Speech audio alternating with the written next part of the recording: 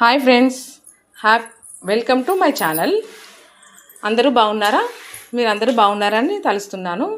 ఈరోజు మనం పెసరపప్పుతో వడలు ఎలా చేసుకోవాలో చెప్తాను. 1/2 కేజీ పెసరపప్పును 2 గంటల ముందు నానబెట్టుకొని ఒక చిల్లుల గిన్నెలో వడేసుకొని మిక్సీ పట్టుకోవాలి. అందులో పచ్చిమిర్చి, ఉల్లిగడ్డ, ఎల్లిగడ్డలు, కరివేపాకు, యాజ్ యూర్ లైక్, ఉప్పు, కారం అన్నీ వేసుకొని కలుపుకొని ఒక చిన్న కవర్ తీసుకొని దాన్ని తడి చేస్తూ కాగే నూనెలో వేయించుకొని ఫ్రై చేసుకోవాలి. Okay friends,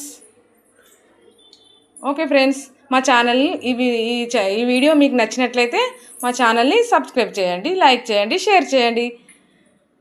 thank you friends.